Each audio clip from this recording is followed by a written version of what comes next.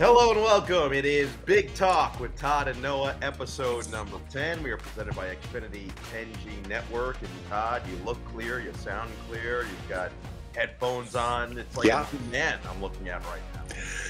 Yeah, I'm just trying to raise the level of my podcast game. So headphones, I got a microphone that I got on Amazon, and, it seems to be working fine. So, yeah. Let's go, man. Big. No, this is big for the brand right here. This is very big for the brand. All right, I know we got a lot to get to in limited time, so let's just start. Your thoughts from this past week. A lot of random stuff like around college football. Yeah, I mean, first of all, my biggest takeaway as we near the end of October, there were a couple real statement wins. I think Georgia beating Florida the way they did without Brock Bowers, that was the big question. What were they going to do without him? He's such a valuable piece of their offense, and they just trounced Florida in that rivalry game. And then Oregon, what they did at Utah, and I don't know if you've ever done a game in Salt Lake City. It is a rowdy crowd. That's a great home field advantage. I think they had won 18 straight home games there, and Oregon went in there and just dismantled them and dominated the game. So those were very impressive to me. I thought Texas's win over BYU in their first game without Quinn Ewers was impressive. They won 35-6. Malik Murphy had a couple turnovers early, but settled down and played well in his first start as a redshirt freshman. Louisville's win over Duke, that was impressive. I mean, Duke is kind of struggling a little bit, it seems like, and Riley Leonard has not been, completely healthy. But Louisville came off of a very disappointing loss to Pitt. They turned the ball over 3 or 4 times in that game, and they came at home and just shut down Duke and shut them out. It was their defense, their running game was outstanding. And so they're sitting there, now at 7-1 and a real factor in the ACC. And then the last game that I thought was a great statement win was Florida State. Again, Jordan Travis continues to play at a very, very high level, threw for 359 yards and 3 touchdowns, and they just wore out Wake Forest. So, they're winning, and they're winning in impressive fashion. And they still have a couple really good wins. One in particular, the Clemson win is not looking as good right now. But the win over LSU to start the season is still a very, very good win. And now you look at the rest of their schedule: at Pitt, at Miami, then home for North Alabama, and they finish with Florida. Obviously, Miami earlier in the season, you looked at what they were doing. Maybe fourth the year, you say, hey, that could be a big time game. Not as much anymore. Pitt got dismantled by Notre Dame this past week. You figure they should take care of North Alabama, and you finish with Florida. And if you can get through unscathed, I mean, they're a shoo-in at that point for the college football playoff. Well, I think they are, but that's going to be easier said than done, because even though they are the better of those other 2 teams in the state of Florida, those are both huge rivalry games. I mean, Florida State and Miami have a great history of incredible games. And so, that even though Miami maybe has not played at the consistent level that Florida State has, that will still be a tough game. And then, to finish off with Florida, who has looked really good at times and not so great at other times, those will be 2 very challenging games for the Seminoles before they, would get to the ACC championship. No question about it. The big one that you hadn't mentioned yet, Kansas and Oklahoma. Yeah. You have an Oklahoma team that's unbeaten, that's knocking on the door, being in the top 4 themselves. And full disclosure, we are recording this before the college football playoff rankings come out. So we'll reference what we expect to happen here. And then certainly next week when we record, we'll talk it through as we get close to the end of the season. But it's a detrimental loss in a lot of ways. It's a massive for Kansas, program defining type win for Kansas in a lot of ways. And the way I look at it, after a long weather delay, Jayhawks win at 38-33. My question becomes now, what does this mean for Texas moving forward? Because that's what it feels like it impacts as much as anything else. You have a Texas team that lost at the bitter end of that Red River rivalry. If they had gone through that game and gotten the victory, especially considering the way they played without Quinn Ewers this week, you feel like they're in prime position to put themselves in the right spot for a college football playoff berth. So a lot of kind of moving parts as a result of this game. Yeah, definitely. I mean, first of all, you can't give enough credit to Lance Leopold, the head coach at Kansas, and what he's done. And just from a belief standpoint. I mean, they have so much belief and confidence. They're very creative on offense. They don't look like anybody else out there playing football right now. They do some really different things on offense. A lot of window candy, eye candy, window dressing, moving people around, shifting, funky formations. But they're a good football team at 6-2, and they were a good football team last year. They kind of petered out down the stretch, but still, first win over Oklahoma since 1987. First win against a top 10 team at home since 1984. So, I mean, incredible milestone for them. Oklahoma and Texas are still very good football teams. Oklahoma's been, they were kind of teetering a little bit since they, since the Red River game. They've looked beatable since then. They had to. I think it was UCF they beat by 2, and they had to come back in that game. So it just kind of caught up with them in this one. But I think that, if those two teams can win out, I think the winner of the Big 12 championship game between Oklahoma and Texas, if it's those two teams with only one loss, I think the winner of that might stand a chance to find their way into the college football playoff because, there's a lot of big games in the Pac-12 where teams are going to be playing each other here down the stretch. So it'll be interesting to see how it all shakes out. But if Oklahoma and Texas win out and face each other in the Big 12 championship, I think the winner with one loss is going to be in a pretty good position. But, Kansas State is starting to play really good right now. They've won 3 or 4 games in a row. They only have one loss in the conference. Oklahoma State, who plays Oklahoma this week in the Bedlam game, which very well may be the last Bedlam game that we ever see after 117 meetings. So they're playing really well and kind of on a hot streak. And so there's tough games left, but if those two teams can win out, I think the winner will have a shot. Yeah, and I would say that especially if it's Texas, just especially considering the win early in the season against Alabama. Right. The way Alabama Correct. has now played since, it just feels like that props them up as kind of the leader in the clubhouse. Yeah. Yeah, I agree with that. And it's interesting because, and I guess we're going to kind of segue maybe to another game by me saying this, but to me, that's very similar to Oregon and Washington right now because, Washington won. It was a great game. It was a hard fought game, came down to the end, and the game was in Seattle. And since then, Oregon has looked way more powerful and dominant than Washington has. Washington has they found ways to win, but it hasn't been as impressive as it was early in the season or in that Oregon game. And so I actually think that Oregon at this point is playing better football than Washington. I think they're a more complete team. And so, it'd be interesting to see what happens with that. But I really think, again, as this thing goes on, even though Washington won, I would not be surprised to see Oregon jump them at some point in the rankings if they stay with only the one loss. It's very possible. And to your point, the eye test certainly would favor what Oregon has done since then. I feel like we're not in November, we're in if-vember because it's a lot of, well, if this happens, then this If this happens, well, this will happen.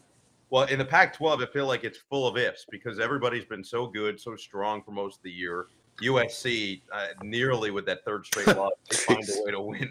This past week, they defeat Cal 50-49. 99 combined points is insane. I think that's actually the entire over-under on the Iowa football season. And then you got Washington over Stanford, 42-33. Oregon just trounced Utah. And to your point, in terms of the strength of win and in terms of how it looked just watching it, it was completely different night and day between the two. Yeah, I mean, again, I think when I say they're a more complete team, I just think they're better on defense, day in and day out or week in and week out than Washington is right now. They held Utah to 241 yards of total offense, only 2.8 yards per rush.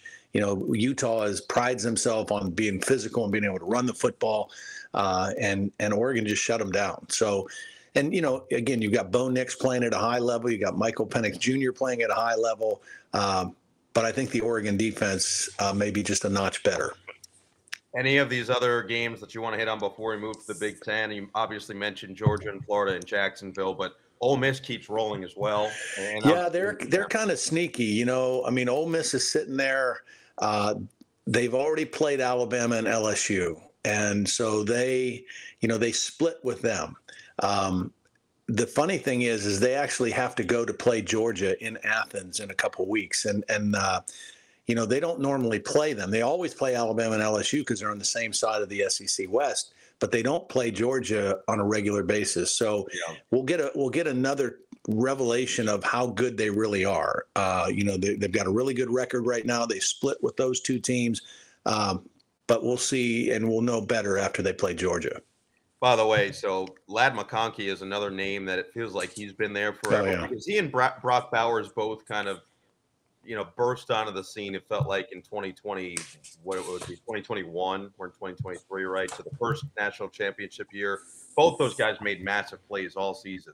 And to see Ladd step up the way he did without Brock was, I would say, probably a sigh of relief for a lot of Bulldog fans. 6 catches, 135 yards on the touchdown.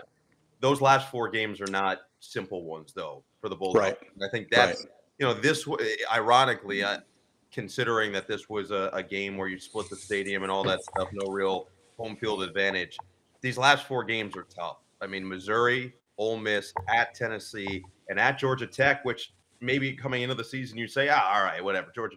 They've had, 2 major upsets already this season. They continue to just find and to win games. So I think we're going to learn a lot about what Georgia looks like without Brock Bowers, more so these last 4 weeks than we did this past week.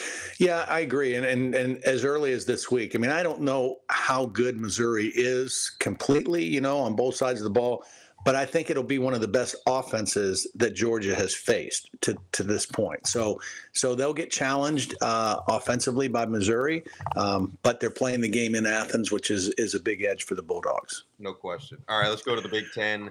We'll start with our game. Ohio State, number 3 in the country. They stay there after this week.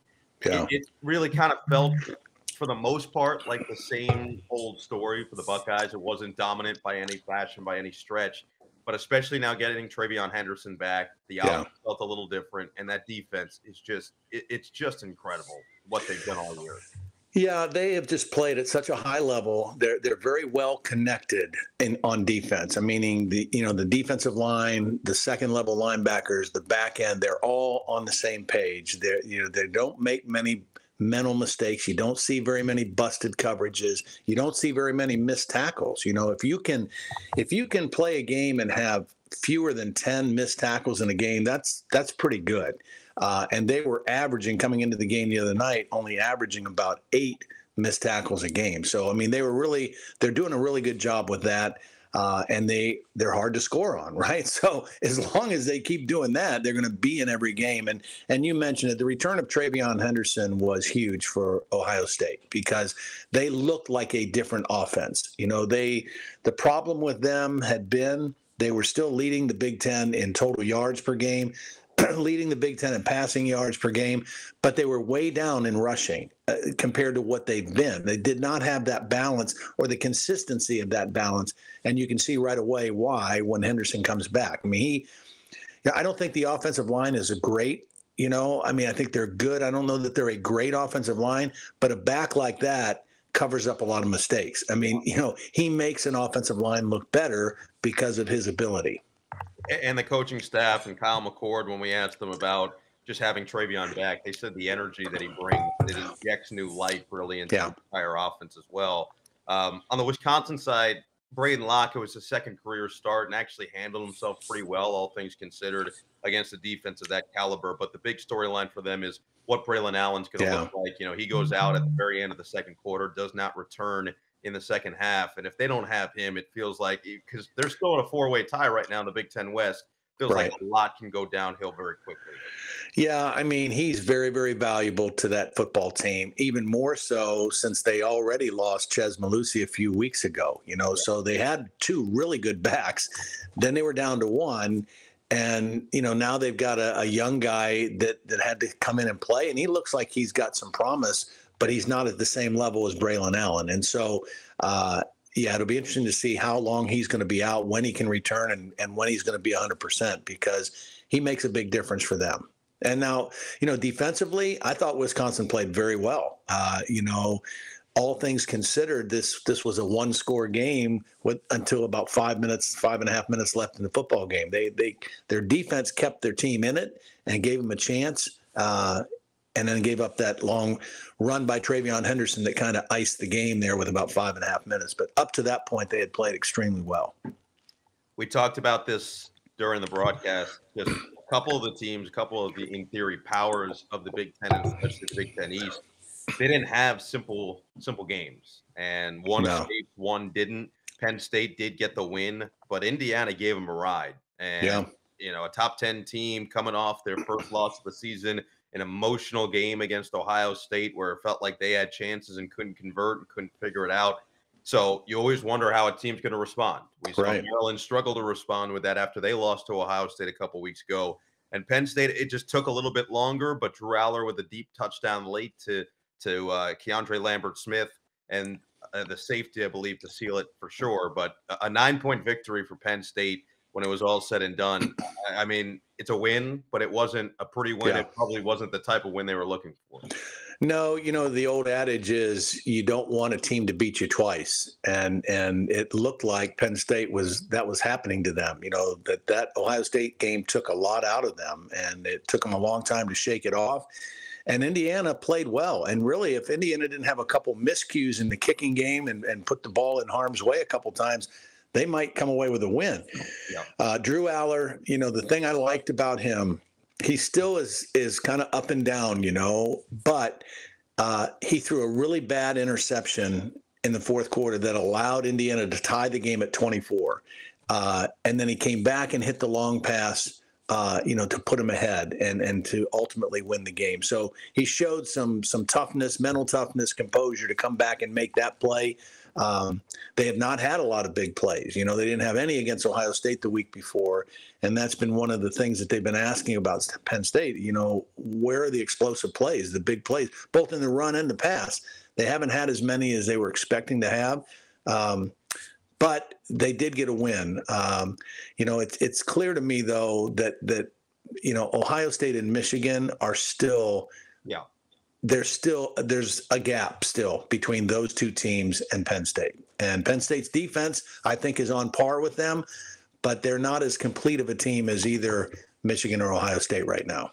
By the way, that interception that Aller threw was his first of his career. So it's interesting to see how he responded in a very positive way and did eventually lead them to victory. Last one to really expand on, the other Big Ten East team that coming into the year was I would say expecting to compete with those teams you just mentioned, expecting to compete with the Michigan, with the Ohio State, with the Penn State, with pretty much everybody across the conference that's considered to be the best, and that's Maryland.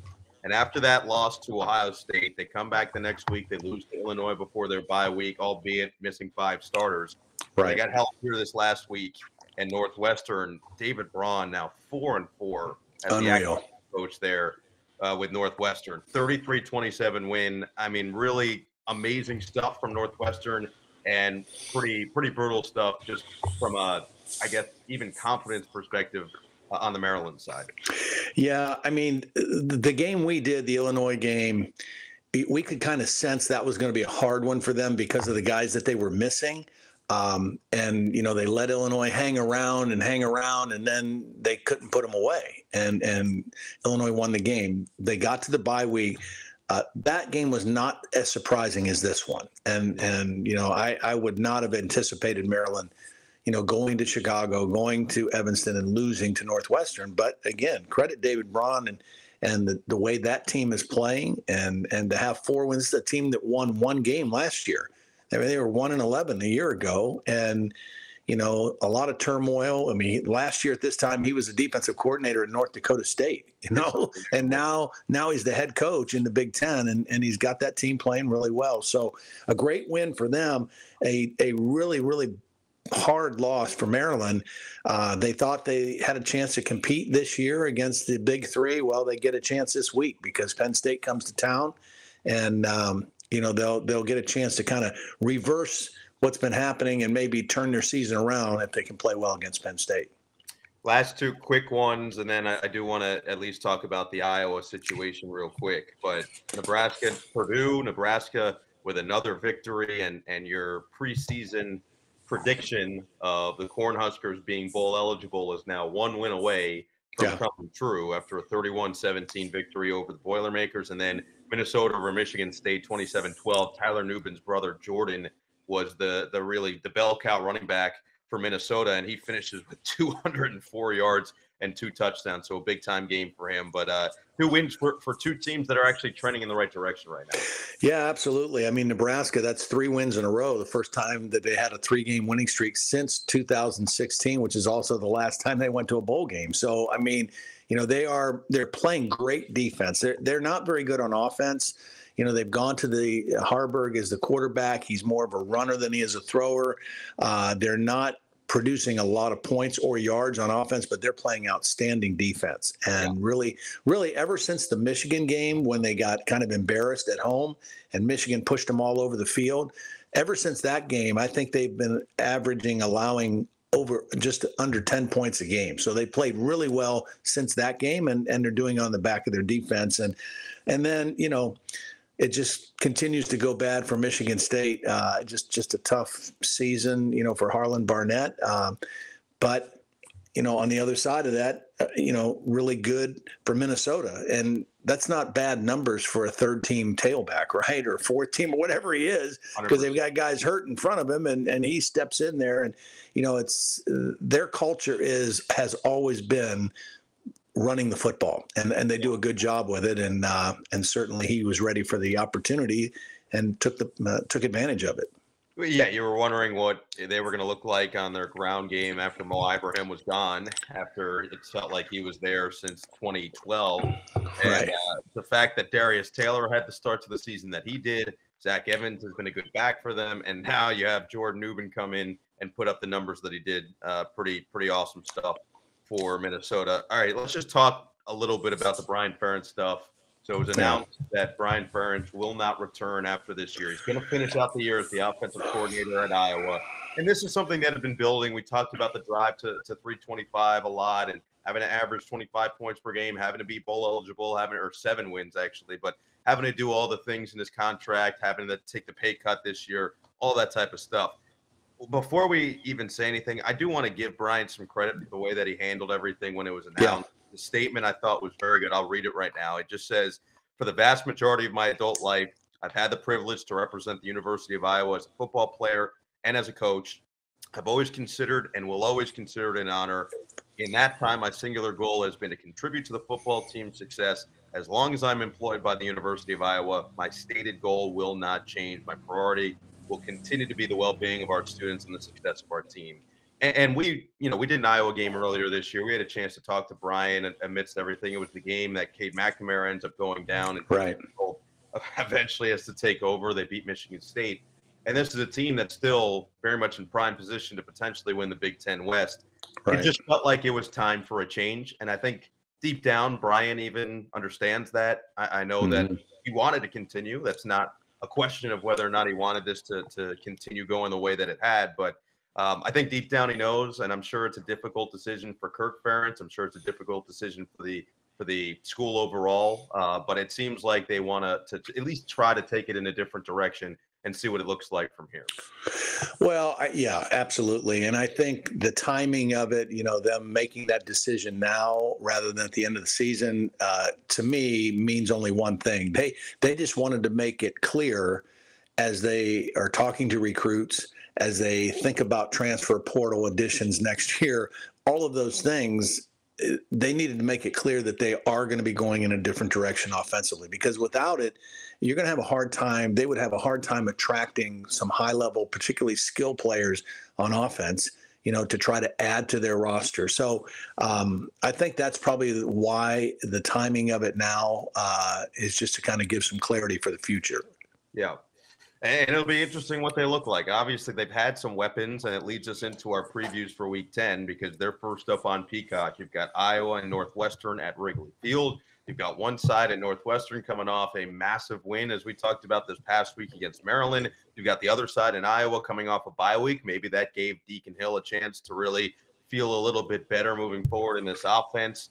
Northwestern is averaging 23 points per game in their last 5 games. This led them to a 3-2 record. This is 3:30 p.m. Eastern on Peacock. So curious to see what Iowa looks like out of this bye week, especially now given the news we just talked about. Yeah, it'll be interesting to see. I mean, you know, we said this on the air the other night, and it's normally used in reference to basketball, but it works in football too. Defense travels, right? Yeah. So whether they're playing in Evanston or Wrigley Field or wherever, Iowa's defense is going to show up. We know that. Their punter is going to show up. We know that. So if you're going to beat them, you're going to have to find a way to score. And it may not have to be a lot, but you're going to have to score some points. But their defense is going to hold them in every game, and so it'll be interesting to see if they get a little bit more production out of Deacon Hill and moving forward offensively. But Northwestern, I mean, my goodness, they're just playing really good football right now. And you mentioned how many points they're averaging. That's like prolific offense in the Big Ten West. So yeah. I mean, they're setting a new standard for the West. No question about it. Again, that's 3:30 p.m. Eastern on Peacock. All the action you can find over there. Move to our game. That's 7:30 p.m. on NBC and Peacock. As always, College Countdown starts at 7, and it's Purdue at Michigan. Michigan coming off the bye week.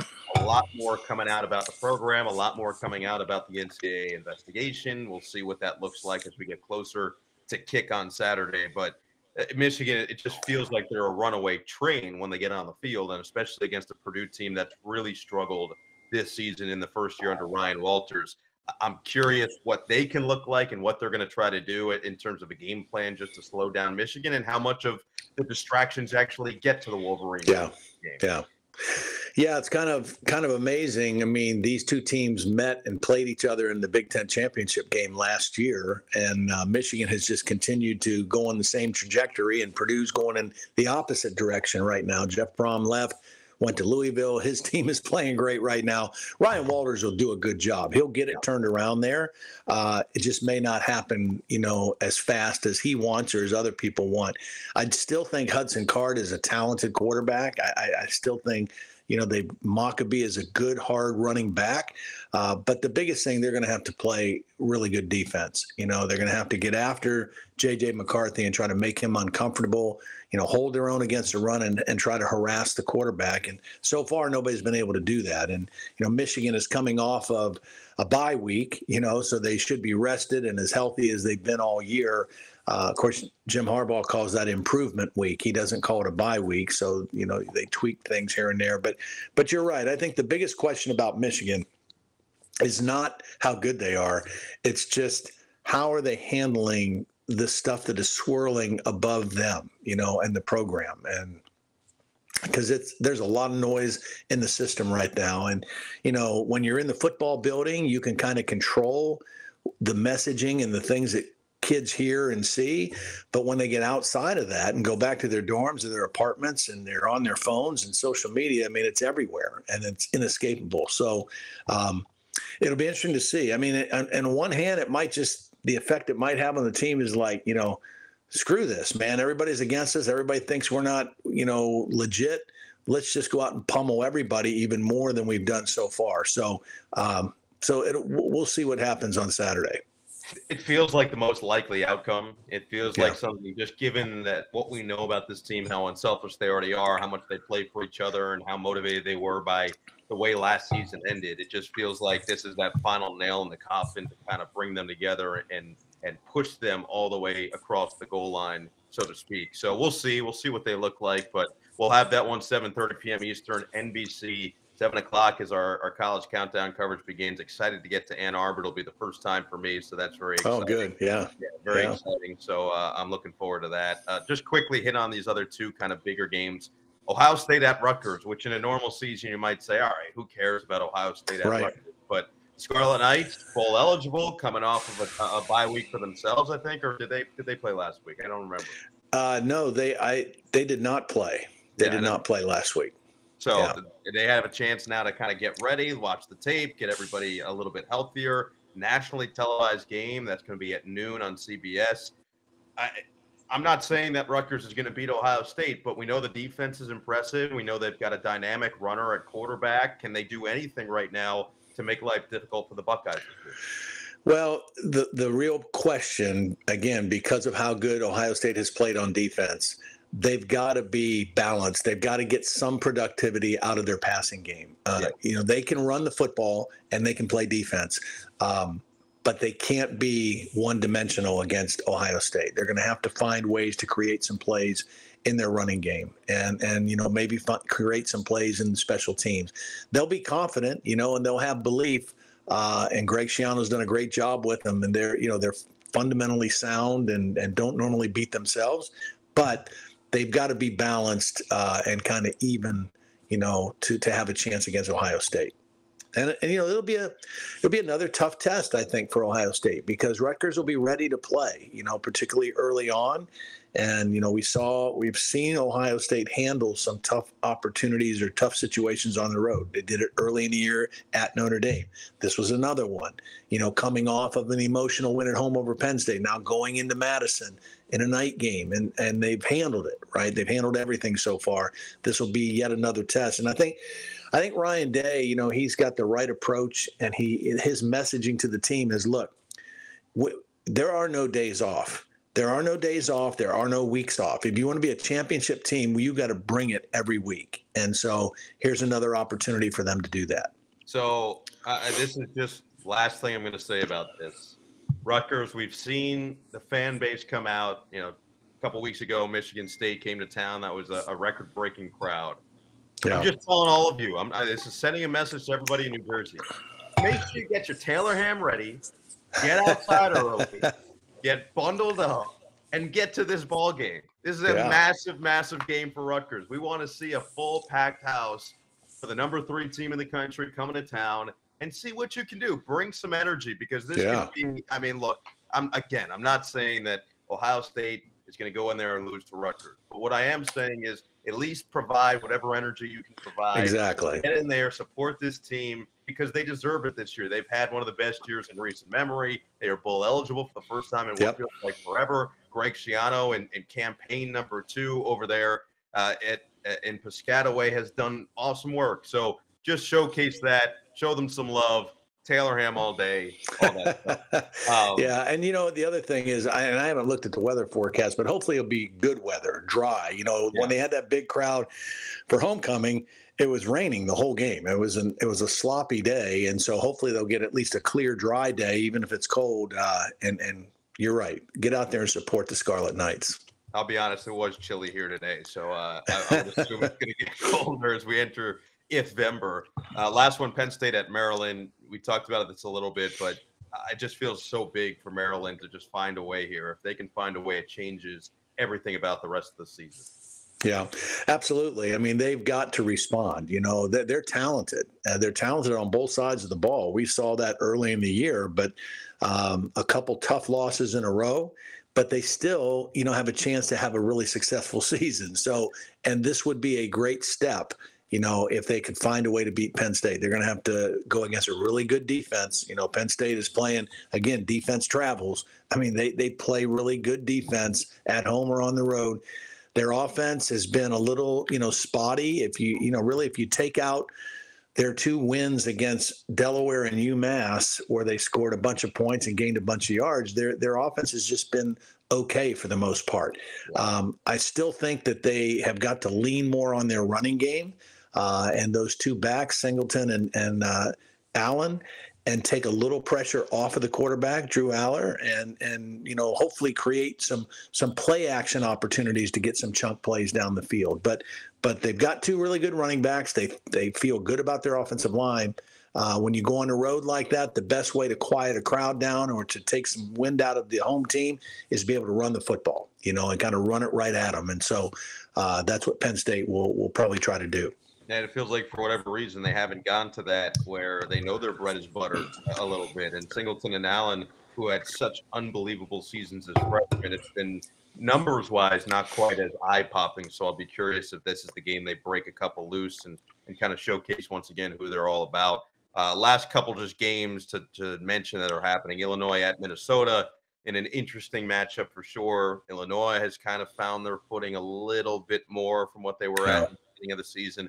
And Minnesota, as we mentioned, trending upward. Wisconsin at Indiana. What is the status of Braylon Allen? How does Indiana bounce back after a crushing loss the way that it happened at Penn State?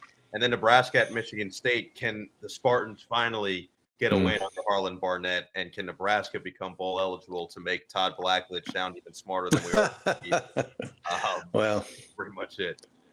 Yeah, I feel bad for Harlan Barnett. He's such a good guy, and those guys are still grinding. That's the thing about, people. It's so easy for people to throw stones, and say, oh, they're terrible. They can't win. They can't do this.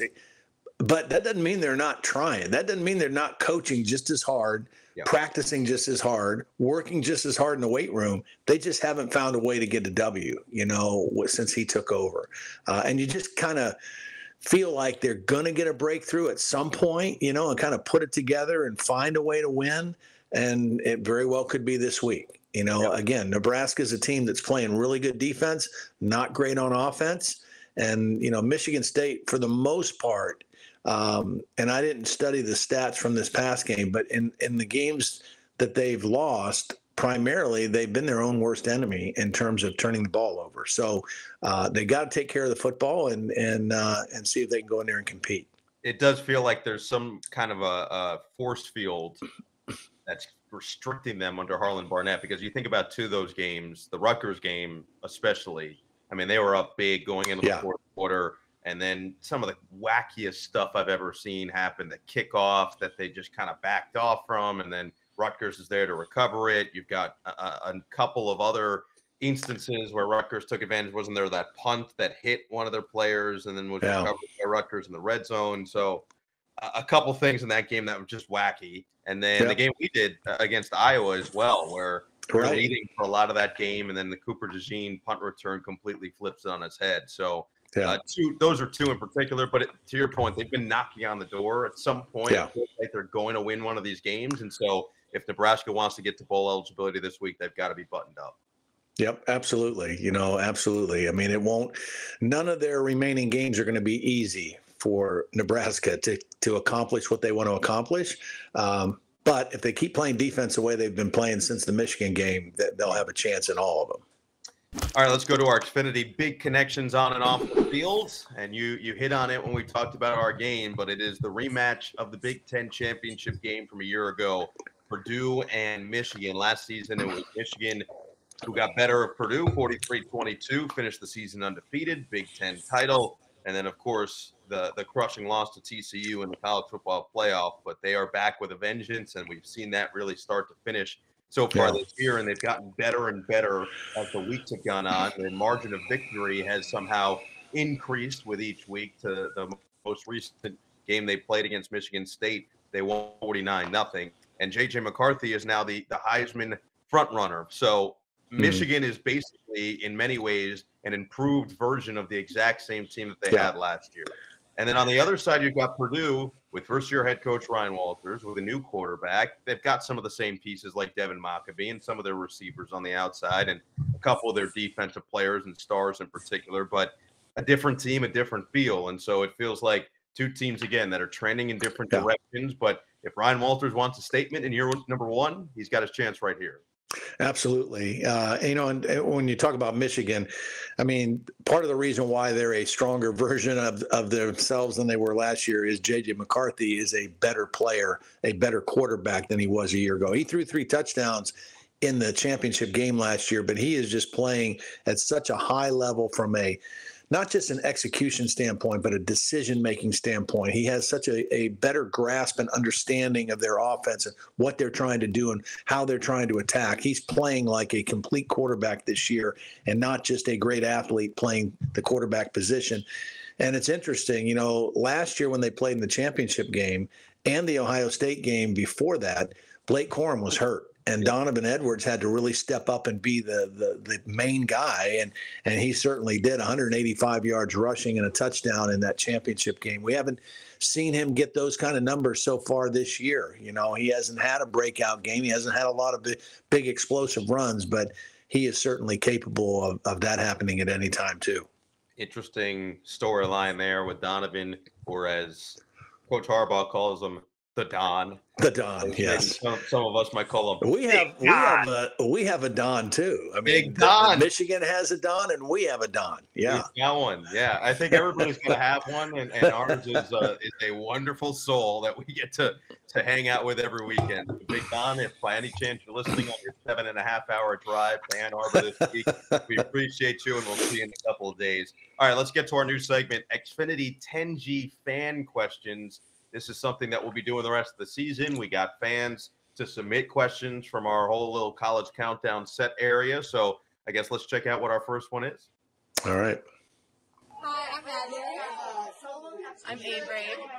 I'm Annabelle. We're all from Minnesota, and we have a question for Todd. What did you think of Madison? Well, I like Madison a lot. It's a fun town. It's a great college town. Doing a night game there, Halloween weekend was awesome. But probably my favorite part about going to Madison is I get to go to Mickey's Dairy Bar, which is a restaurant right across the street. And this right here is the Scrambler, which is my go-to dish. And I got to say, I mean, the proudest thing for me was my sidekick, Noah Eagle, got a Scrambler and went after it and finished it the same way I finished mine. So I was very impressed by that. Now, he went after it more meticulously than I did. He had a fork and knife. He was cutting pieces off of it with a knife.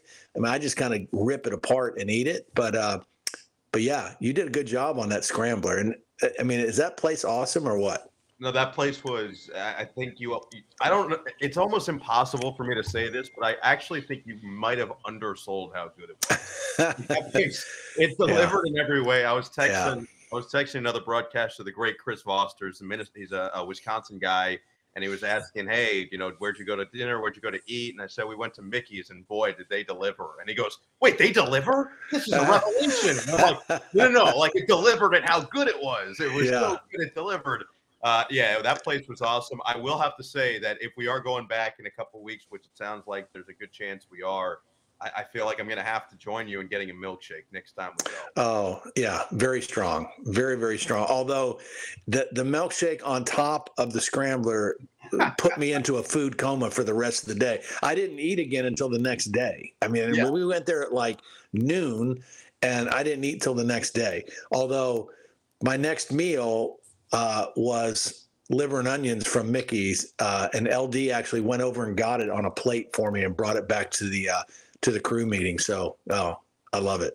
Yeah, it seems like everything other than the pancakes and French toast there, and I guess this is just because it's Wisconsin, everything is covered in cheddar cheese too. Yeah. Right. I mean, just everything. Well, so. even Tyler Freed got the French toast, and I think that he thought that wait, is it eggs? I don't know. I wasn't sure what he was talking about, but it looked like he enjoyed it too. He cleaned his own plate. And one other thing I will just say about the question was Minnesota. I had to get that out there. So, no, I'm excited because I've got some other recommendations for next time I'm in Madison. So beautiful. All I know is that I will always go back to Mickey's as much as possible. All right, let's get to question number 2. My name is Mackenzie, and I'm from Cuba City, Wisconsin. And my question for Noah is, how was your first jump around experience? Jump around. So I said it last week. I needed to make sure I had the right shoes. I didn't necessarily go for the most comfortable footwear, but I did double up on my socks, and that allowed some extra cushion for whatever was happening under my feet. And what was happening under my feet was literal shaking of the ground and literal shaking of the press box and our broadcast booth. That I think it was one of the cooler experiences for sure. I'd say that Tyler certainly enjoyed it a lot more than I did next to me. I think that my spotter Ryan enjoyed it too. I was about to shout out Ryan. So Ryan was all the way. There's a video that Shane, who sets up our whole booth, took behind us. I showed it to you after the game, but you watch the video. It's me, Tyler, you, Ryan, in succession. And Tyler and Ryan are doing ungodly, unholy things to their body as jump around is happening. It was awesome, though. I will say, again, if we go back in a couple weeks, maybe I'll get a little more into it this time. Yeah, it was cool. Very cool. It's a fun one. All right, we got third and final question. What do we got? Hi, I'm Adam Nisler from Forest Lake, Minnesota. And my question for you guys is, who's going to win the Big Ten West? Todd, you want to start? Well, whoever can score some points, I mean, that to me is what it's going to come down to. I mean, who can find a way to score? What is it? 4 teams tied for first place right now. 4 teams in first, then Northwestern is only a game back. Yeah. I mean, 4 teams tied. They all play good defense. They're all not very great on offense, obviously. I mean, I give the edge to Iowa. I give the edge to Iowa, particularly since we don't know about Braylon Allen and his injury. And now, I mean, I think Wisconsin, I would have maybe given them the edge, but because I think they potentially can score more and be better on offense than Iowa right now. But without Braylon Allen and without really knowing when he'll be 100%, I think Iowa has the upper hand. So I tend to agree. Now, I'm just trying to look at the remaining schedules for all these teams. And to me, it really depends on a couple of matchups. Because the only other team that, if Braylon Allen is not going to be good to go for the rest of the year, I think I think Wisconsin is probably, they take a back seat. I just think that they need him to carve up yards. They need him to set up their play action. They need him to do a lot of what they want to do offensively. And right. I'm sure that Phil Longo would tell you the same thing. I'm sure that Luke Fickell would tell you the same thing. I think that Wisconsin's defense, as we saw last week, is excellent. And if he is healthy, they're very much right there in the mix. But right. You've got Iowa, Nebraska, Wisconsin, and Minnesota all here tied. And I'm looking at the remaining schedule for Minnesota. And it sounds crazy given the way they started the season. But we just said, Jordan Newman just started at running back and ran for over 200 yards against a Michigan State defense that really isn't that bad. Right. Scott Allen played well. That's coached well by Scotty Hazelton. And these last 4 games, 3 of them, you could absolutely tell me they're going to win. They've got Illinois at home this week. That's a winnable game for Minnesota. Yeah. If they run the football effectively, if they play defense. They've got Purdue next week. Is it next week? Yes, next week. So you've got Purdue next week. It's on the road, sure, but Purdue has not played this year. They've struggled.